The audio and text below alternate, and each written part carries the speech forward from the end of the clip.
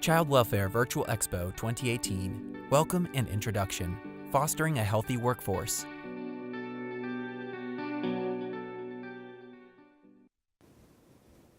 Hello.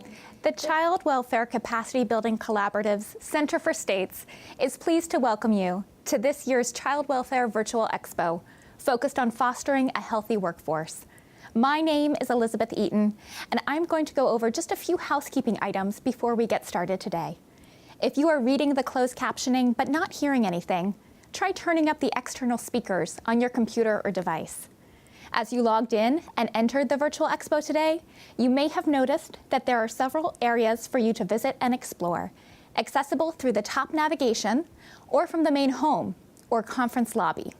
Because you are seeing me now, we know that you made it to the theater. This is where you can find sessions that match your interests. Keep in mind that we are accessible on your tablet and smartphone, so feel free to take us with you to listen to throughout your day. In your current view, you will notice that there are several windows that you can move around, make larger or smaller, all by clicking on the top right corner of the window. Please note that we'll be featuring several polls throughout our sessions today that will appear in the slides window. And if you have not done so already, we encourage you to set up your profile by clicking on the My Profile tab. This will only take a few minutes. Your profile is where you will access your virtual business card that you can share with fellow participants as you network and make connections. It's also the spot where you can save and store resources in your virtual briefcase to download at the end of the event.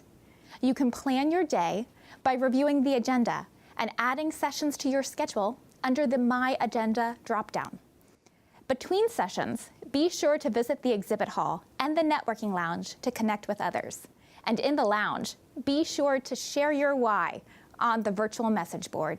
And just a reminder that we are also on social media today, so please use the hashtag CWVE in your posts as you share your experiences. We also invite you to earn badges by completing activities throughout the day and engage in some friendly competition with your colleagues. You'll be able to view the top scores on the leaderboard in the badge area, accessible through the top navigation. And of course, if you need technical support or assistance throughout the day, you can access staff in the help desk anytime by clicking on Help at the top of your screen. Before we get started, I also wanted to mention that we will present feedback surveys at the conclusion of each session and at the end of today's event, as your feedback is incredibly important to us. And continuing education units are available for 4 of today's sessions. Please visit the Resource Center and click on the tab CEU Information to learn more. Now, please join me in welcoming Maggie Bishop, Executive Director of the Capacity Building Center for States.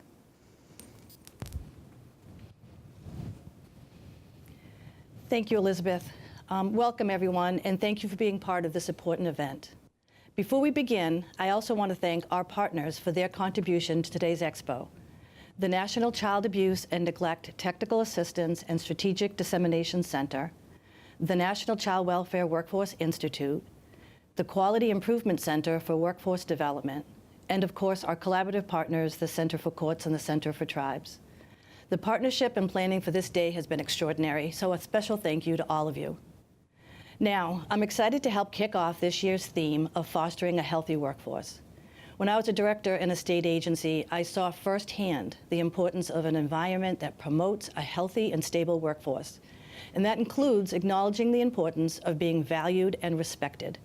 And nothing does that more than reminding us all of how critical the work is to the community and the impact it has on the lives of children and families. And now, speaking of impact, I have the distinct honor of introducing Dr. Jerry Milner, the Associate Commissioner at the Children's Bureau and the Acting Commissioner for the Administration on Children, Youth, and Families.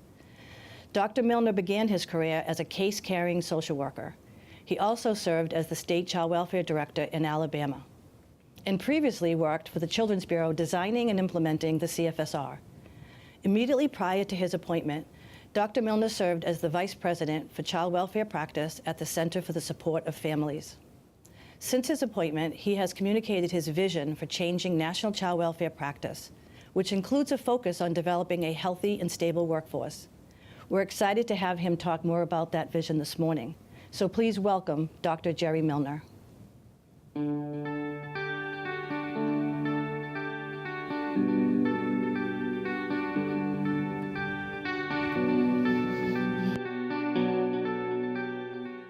Hello, it's a pleasure to be with you at the Virtual Expo and to have the opportunity to share with you our vision for child welfare in the Children's Bureau. We have an opportunity before us right now to make child welfare into a system that truly supports and strengthens families and their capacity to care for children in safe and healthy ways.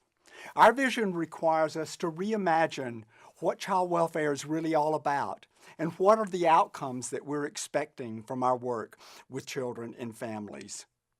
Our vision is rooted in a firm belief that keeping children safe and healthy requires supporting their families and helping families to build the resilience, the capacity to care for their children, because we believe that in almost all situations, children's families are the best sources of support for children themselves.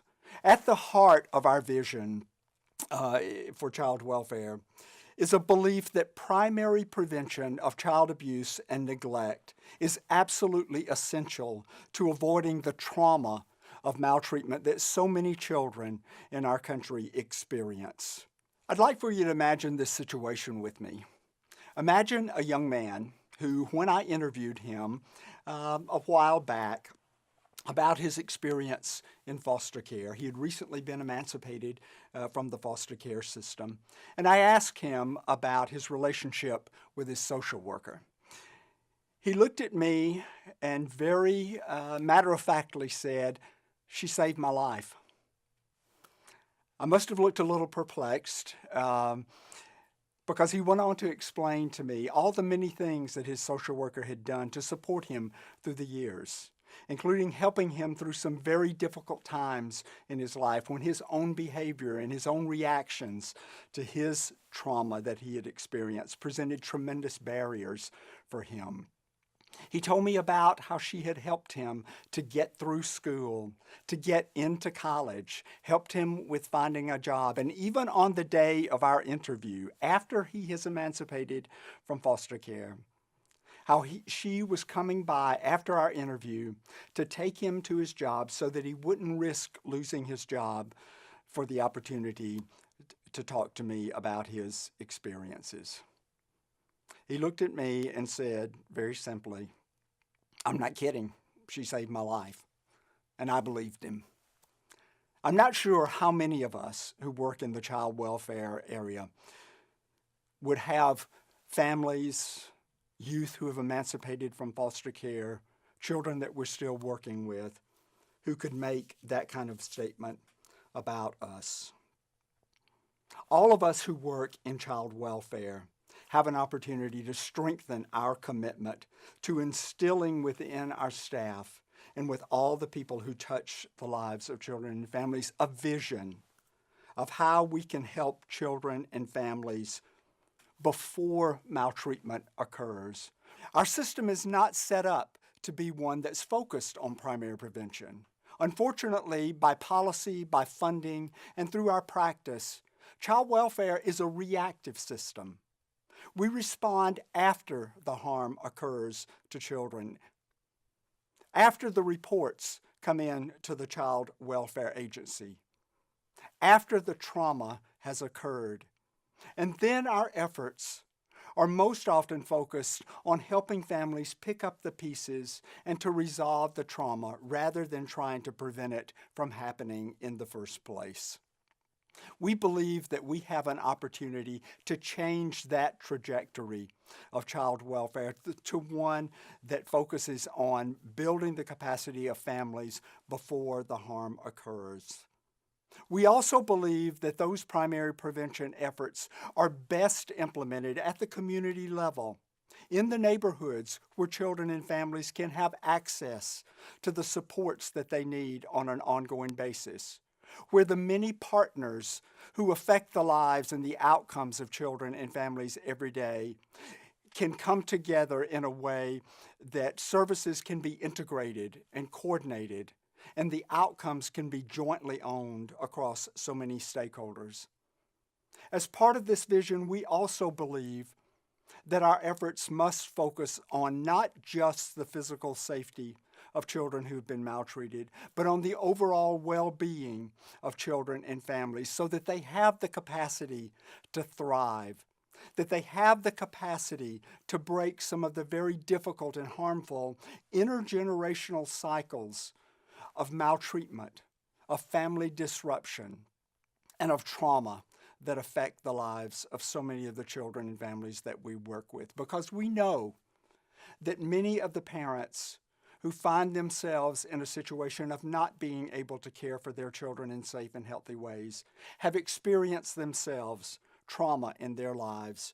We also know that despite our best efforts, primary prevention will not always eliminate the need for children to have the care and protection of child welfare agencies, even foster care. We know that that will continue to be necessary, but we firmly believe, as part of our vision, that even when foster care is necessary, it can function in ways that are far more supportive of families and of the child-parent relationship than it most typically does at this point in time. Underlying this vision that we have in the Children's Bureau for child welfare is the solid need for a healthy, competent, skilled child welfare workforce. And to be clear, when we talk about the workforce, we're talking much more about the range of players who affect the outcomes for children and families, and not only those social workers who are a part of the public child welfare agencies. We're talking about the legal and the judicial community, the attorneys who represent children, who represent parents, who represent the agencies, substance abuse treatment providers, child care providers, other service providers who have the capacity, the ability to impact the experience of children and families in the child welfare system. We have to focus our efforts on this broad range of stakeholders and make sure that they understand and commit to the struggles that children and families experience when child welfare involvement is needed. The skills that we need in the child welfare area cover a range of areas and a range of topics. All of them don't necessarily require a strong research base of evidence to help strengthen families and give them what they need. Often those skills involve treating people with respect, taking the time to ask them what they need, and being willing to go the extra mile in order to help them get the services and the support that they need. It also involves the ability to make very difficult decisions on a timely basis, decisions that are not punitive, but that are realistic and appropriate to a family's situation. And we in the child welfare field must commit ourselves to strengthening those staff and to helping them through the most challenging of situations that we face, particularly when wrong decisions expose them to the loss of personal and professional integrity and even more. If we expect our child welfare staff to help families deal with their trauma and be healthy and thrive, we have to commit ourselves to making sure that our staff and our child welfare workforce have those same capacities. We have a tremendous opportunity before us right now in child welfare. We have the passage of the Family First Act, which is a landmark piece of legislation in our field. Even more so, we have momentum in our field right now and a growing recognition that child welfare, by funding, by policy, by practice, can be more in terms of supporting and strengthening families than it currently is. I'm so pleased to be a part of this virtual expo where the focus is on strengthening the workforce to help us realize that goal. Thank you very much.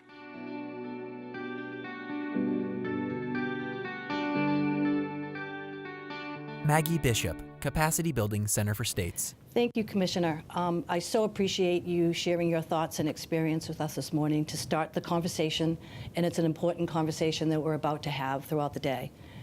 And now, I am also excited to introduce our next speaker, Dr. Jill Barrick.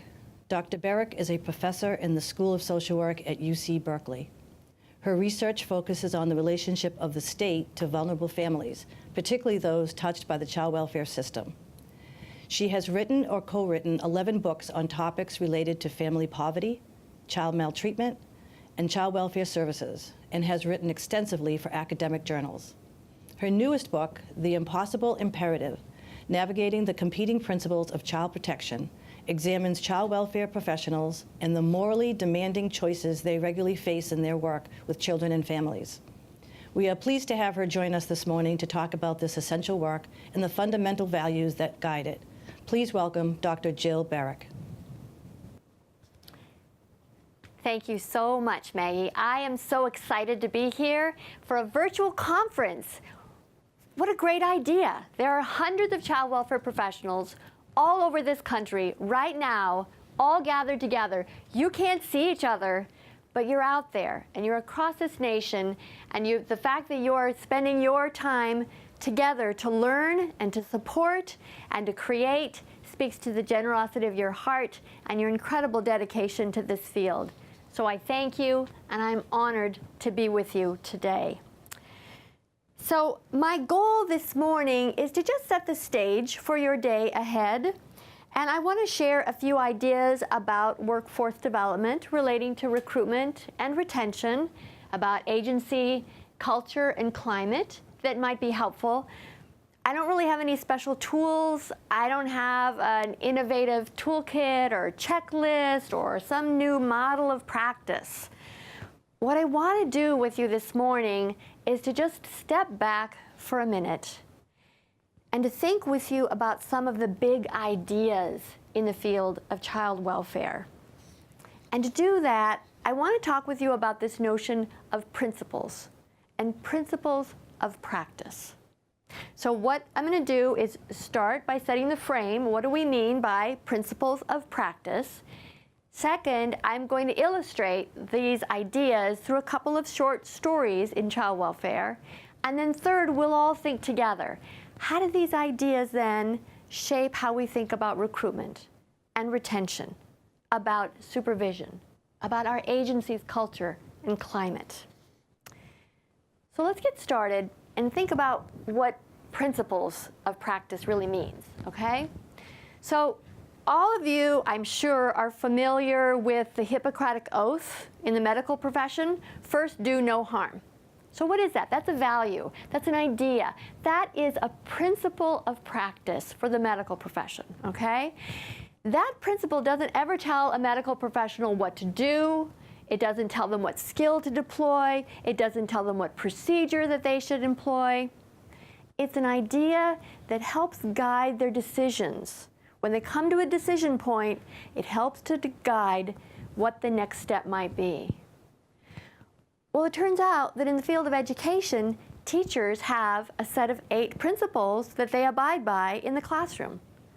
And it turns out that engineers have a set of principles that they abide by in the field. So, child welfare? What are our principles? Have we articulated them? Do we all share them? Is there a common understanding of what they are? I'm not sure we do. When you think about the NASW Code of Ethics, we certainly have that, and that's a marvelous document that helps shape our ethical practice, but it's global, it's large, it speaks to everything in social work. It really doesn't speak to the particularities of child welfare. I think there are principles that guide our work, and I think what we need to do is we need to articulate them more clearly. Maybe we have a couple that we're aware of. There are probably more than 2. And what I want to suggest that once we articulate them, I think you're going to discover that unlike the medical profession or teachers or engineers, enacting our principles in our practice is very, very hard. So first, the good news. I think our principles are inspired. I think our principles are worthwhile. Our principles are felt deeply by our staff, even if we haven't yet articulated them. But there is a cautionary note. There are 3 reasons I think that it's really difficult for us to enact our principles in practice. The first is that in any given child welfare case, there usually isn't just one principle at stake. There's usually 2, maybe 3, 4, 5 principles all at stake at the same time. That makes it difficult. Because the second issue that's related is our principles aren't hierarchical. We don't have one that always prevails absolutely every single time. Our third is that our principles actually are not complementary most of the time. They compete with each other, head on, in a direct collision. And so selecting between them can be fraught. So let me tell you a couple of stories, and that will help us to articulate what the principles are and get our head around how these play out in our work.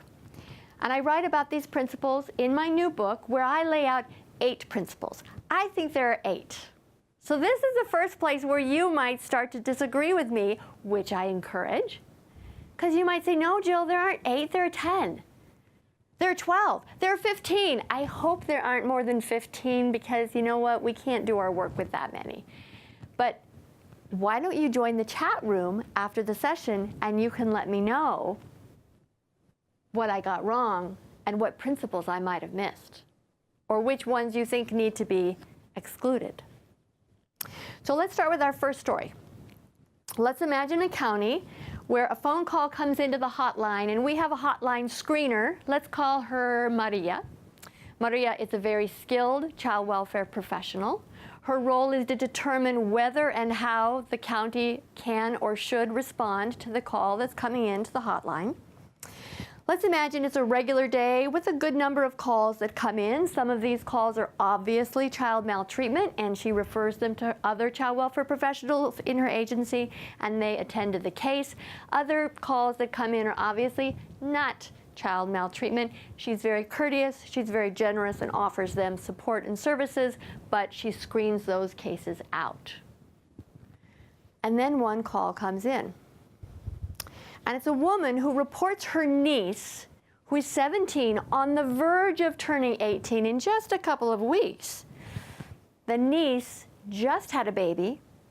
The niece is homeless, and she and the baby are sleeping on park benches every night. They're moving from park to park to park across the city, across county lines to try to find a place that they think of as safe. It's late autumn. It's getting very cold. The caller says that this young woman has no family in the area, no friends, no one willing to take her in. The caller also says that she already phoned CPS in the next county over, and they screened it out. They said, this girl is just about to turn 18. She'll be an adult. She's not our responsibility. Maria listened to this caller's concern, and she wondered about the safety of that infant exposed to the elements. She wondered about the safety of that young girl in park benches at night. She wondered, what does this family need? What supports should they have? She wondered, if we screen this case in, and I send this case to another professional in my agency, what will happen? Will this family stay together, or will this family be separated? Should I screen out the case? Are they sufficiently safe? So she brought the case to her supervisor. Together, they discussed it, and they agreed to screen in that case. And later that afternoon, Maria found that her professional colleague, had helped this young woman find shelter for a few nights, that they were working on long-term plans for housing. She now had WIC resources and other nutritional sources to keep her baby healthy and strong. Now, reasonable people might have a very different interpretation of what to do in that case. Indeed, a child welfare professional in another county did. Remember, they screened it out and Maria screened it in, okay? So what were some of the principles at play in that story? The first principle at play, of course, was safety, right? Children should be safe. That is a fundamental principle of our field. She's concerned about the teenager's safety. She's concerned about the baby's safety. But importantly, and this is really important in the United States context, she was concerned about this family's privacy. Their privacy. What do I mean by that? The principle of privacy is that parents who care for their children safely should be free from government intrusion in their family, right? So in the other county, that worker had privileged privacy as the principle. And in Maria's county, Maria privileged the principle of safety. Now, Maria was also concerned, of course, about the sanctity of that mother-child relationship. She wanted to make sure that whatever happens, that family stays together, right? Because family is a fundamental principle of our field. Children should be raised with their family of origin, of course. But she didn't know if another worker in her agency assessing this situation would privilege this principle of family in the same way that Maria might. Why? Not because she didn't believe in the principle of family, but because perhaps the circumstances of safety might suggest otherwise. So when you think about this really simple case, this case that just was at the very, very entry point of our child welfare system, we already have three principles at play. The principles are fundamental to our profession, they're fundamental to families, and any professional involved with this case would say these were all important principles, no question. But each principle, if we looked at them standing alone, they tell you to do something different. They tell you to make a different choice. Because why? Because they're in competition with each other. So let's look at a second case. And let's think about if there are other principles that might be uncovered by looking at a different case. So in this case, we have a child welfare professional, we'll call her Leslie, who is regular doing assessments and investigations at the front end of the child welfare system. She gets a new case about a baby who was born at the local hospital who is drug exposed and has a positive tox screen. The baby is showing significant signs of opioid withdrawal. Turns out that the baby's mother is a frequent opioid user, father, regular opioid user. And so Leslie comes to the hospital and her role is to assess the safety of this baby. Not so much to assess his safety in the hospital, he's safe, but to assess his risk of harm if he goes home. And if he goes home with these parents in their circumstances, will he be sufficiently safe? So Leslie arrives at the hospital and she interviews the mother and the father, and she watches them lovingly care for their infant son. She interviews other staff at the hospital and others, and then Leslie does what any great social worker would do, which is she calls a family team meeting. And Leslie, who has conducted lots of family team meetings in her professional career, is overwhelmed by the experience. This family is huge. There are so many people who come forward to be a part of this family conversation. What she learns is that in this family's culture, extended family play an essential role in raising children. Most of the family members in this family lived in the same neighborhood, they lived in the same block, some of them lived on the same street, and all of them were planning on playing a role in keeping this baby safe. She listened to the family members because she wanted to be respectful of their traditions and their values and their cultures and their views. Importantly, she wanted to honor their voice. What's their perspective on the situation? What's their perspective on how they will keep their family member safe? Well, Leslie talked to the family and she told them about the very serious risks that she was concerned about. She told them about her concerns about this baby's safety if he went home. But she also talked with them about the incredible strengths that she witnessed there in that room. The love, the tenderness they showed toward this infant newborn, their concern for his safety, their close family ties. She learned that mother and father lived in a duplex right next door to grandpa and grandma and auntie. She learned that this family planned to wrap their arms around this baby in a circle of support. So in the end, she decided to have every family member sign a safety plan where they were going to commit to what they were going to do to play a role to keep this baby safe. And the crisis of CPS's involvement even inspired mom and dad to engage or to agree to engage in drug treatment. So a week later, baby did go home. Went home with mom and dad and the whole family. And the family received in-home services for the next several months. About a year later, that mom called Leslie. She said, I just wanted to let you know, baby is thriving, baby's doing great. I just wanted to let you know my husband and I are both now clean and sober. And I just wanted you to know how much we thank you for listening and for being responsive to our needs.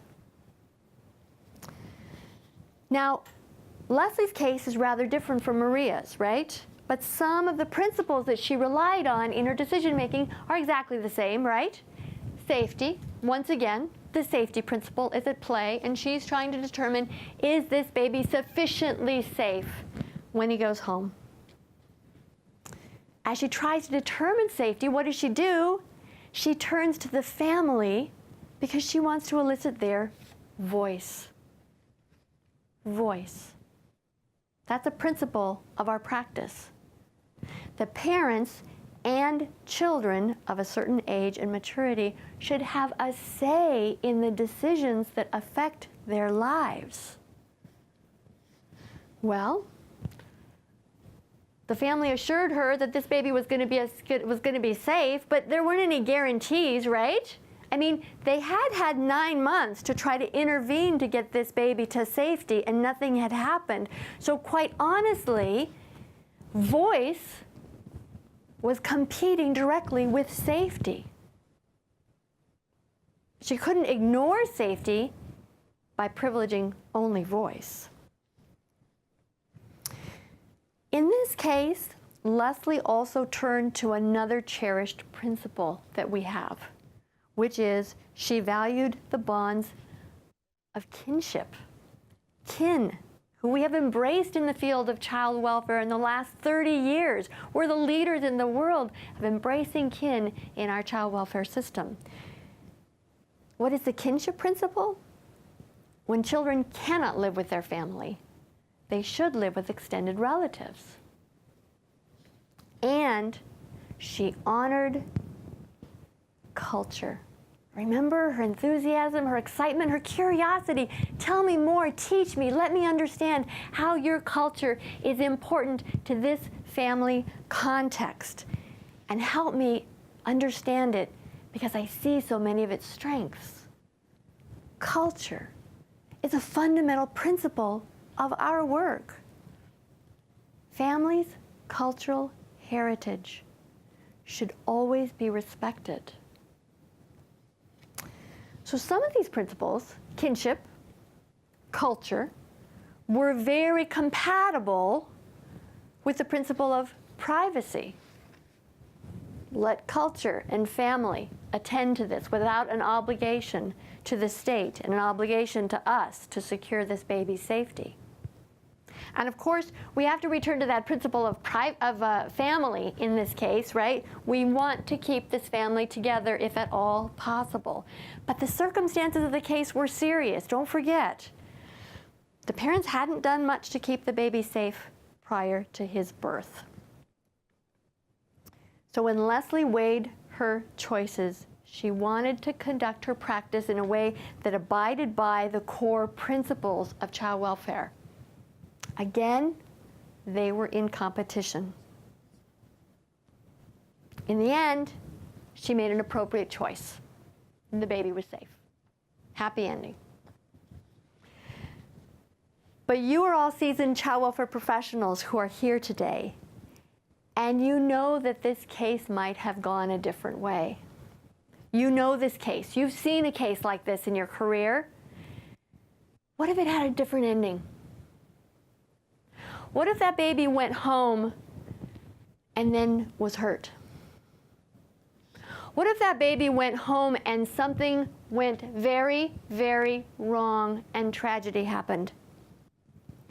You know what? In that case, we wouldn't be here talking about the aspirations of our principals and selecting one principle over another. We would be talking about blame. We'd be talking about fault. We'd be talking about error. Something went wrong. She made the wrong choice. She did the wrong thing. So when we think of principles, we are aiming high. But when we talk about blame, we just go low. And then what does that do to retention, right? What does that do for retention? So who wants to stay when you thought what you were doing was principled? Who wants to stay and do their work when you thought you were living in this world of aspirations and values and principles, and you knew it was hard, but you did what was the principled thing to do? And then you find out that it actually wasn't about principles at all. It was about blame. What does that do to an agency culture? I don't think it helps. I don't think it helps. So are there any more principles? That's the question. We have 2 cases now. We've mentioned several principles. I think there might be a couple more. So let me tell you one more brief case, and we'll see if we can uncover a couple of more of these fundamental principles in our field. Okay? In our third case, we have a sibling group of 4. They entered foster care some months ago.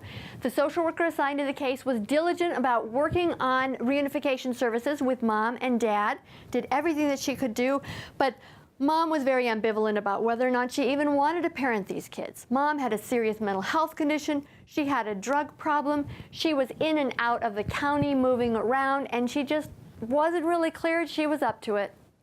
Dad was more clear. He moved. He went to another state, and he was never heard from again. So after several months, the case was reassigned, and our new worker, Sasha, gets the case, and Sasha has a job to do, which is to find permanency for these kids. Permanency. Of course, it's a child welfare principle. We invented permanency in the United States. That concept, right? Children should have a sense of permanence, that the people they live with will care for them permanently. So she asked the children, what do you want? Why? Because she was honoring their voice, our principle. And not surprisingly, they all said the same thing. Just keep us together. We are family. This is who we define as family. So she then, in her principled practice, found a kinship caregiver who was willing to take 2 of the 4 children. Only two, adamant, only two. I have capacities, I have limits, I can't do any more than that. So the kinship caregiver was willing to take the two younger children, but not all four. In order for Sasha to achieve permanency for these children, she was going to have to break with the principle of family for these children and not honor their voice. The two older children had been living in a group home, and that was going well, but Sasha was uncomfortable with that placement. Sasha really felt that it wasn't a place where kids should grow up, and she was determined she wouldn't stay there. They wouldn't stay there. She wanted them in a home. She wanted them with family. Why did she want that? Because that's a principle. Children should be raised in families, in a home, not in a congregate care setting, if at all possible. So she engaged in family finding to see if she could find any other relative who would engage with these kids, and her efforts were fruitless. Nobody was available. Nobody could do this. So Sasha, being the incredible social worker that she is, decided that with all of her advocacy skills, she was going to find the right place. And what did she do? She looked in the community where that kinship caregiver lived, and she scoured that community to find a non-relative foster home where they would take in the two older kids and they would commit to guardianship, permanency. And the kinship caregiver would commit to adoption for the two younger kids, permanency. And the relative and the non-relative agreed that family was important, and they were going to spend their diligent efforts to keep those kids together whenever they could, to meet together, to spend time together throughout their childhood, so that in fact family could be realized. But again, nothing simple about that situation, right? The goal to promote permanency in direct conflict with the notion of family, and in direct conflict with the principle of voice.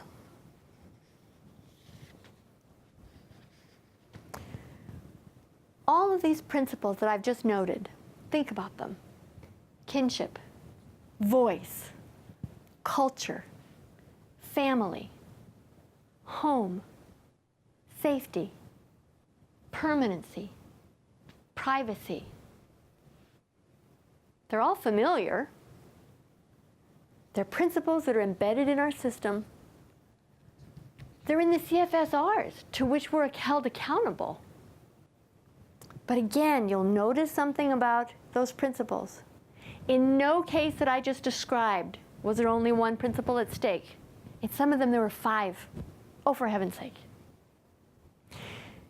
In no case was there one principle that had to prevail, that always prevailed, or that always could prevail across cases. It was relative. In every single case, it's relative which principles you're vying to figure out, which one is going to prevail, which one will be prioritized. And the third, in every single case, there was competition among them. They weren't complementary. If you look at the extreme cases in child welfare, the heinous forms of maltreatment, you actually do find complementarity. All of the principles align. But you know what? Most of your work isn't about extreme cases. Most of your work is in the middle, in those ambiguous, that liminal space in between. When you think about these features, many principles at play, not hierarchical and not complementary. That's what I want to draw your attention to. Because think how easy this work would be if we had a step-by-step manual that said, in every single case, we will always prioritize. We don't, right? Just think about what our work would be like, though, if we always had absolutes, right? You must always privilege family over permanency. You must always privilege safety over family. You must always privilege privacy over safety.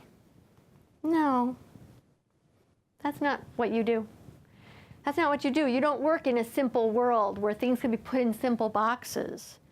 You work with some of the most complicated families in the United States. You work with families who are struggling with some of the most complicated problems in the United States. I believe that you work with a level of complexity that surpasses any other professional type of profession in the United States. It's not just that the families are complex. It's not just that their problems are complex. It's that the principles that guide what we do for them are complex. In that context, what you do is awe-inspiring. In that context, what you do is jaw-dropping hard. What you do makes me feel small and humble and so appreciative because it is extraordinary. When you really think about the nature of the work, it's nearly impossible. But because the stakes are so high, it's imperative.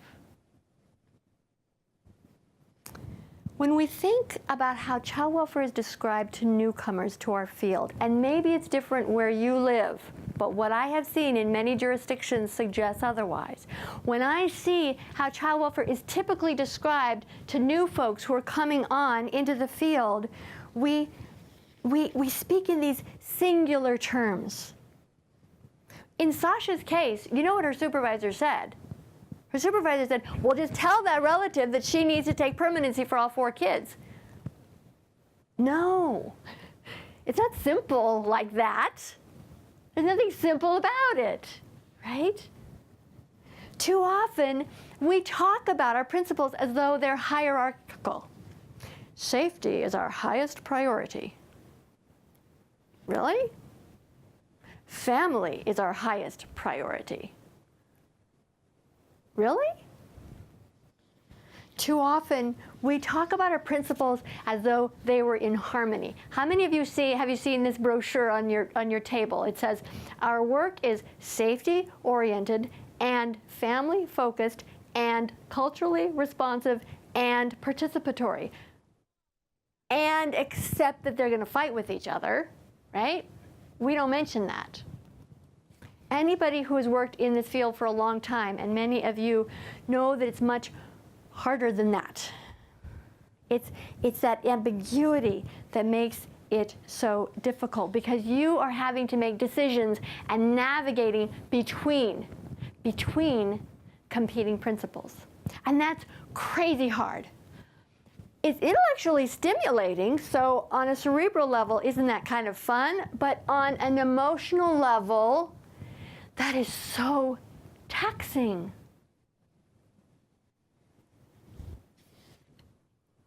What's really hard is trying to do this work and do it grounded in fundamental principles, only then to discover that there's no clear roadmap of which fundamental principle you're supposed to follow.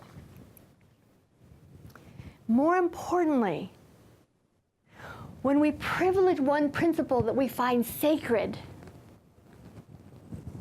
and we discard another, that takes its toll on us as professionals.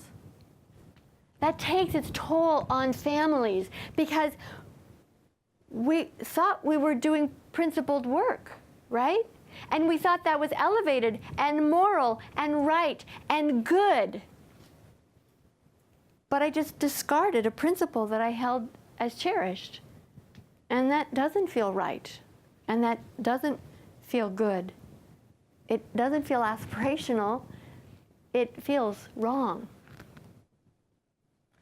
So unless we articulate what it is that we are doing, we're just left with that feeling of wrong.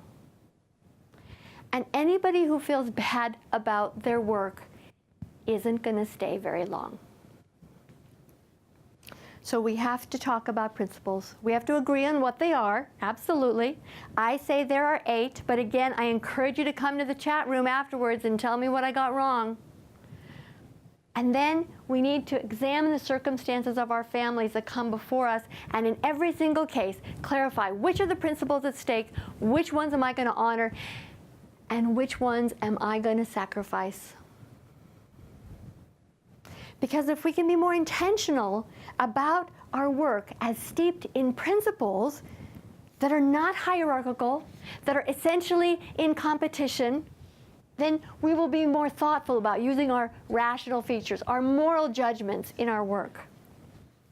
As a result, I think we'll be more successful in recruiting the staff that we need, staff who are thoughtful, staff who are dedicated, staff who are aspirational, who are engaged. Isn't that who we want?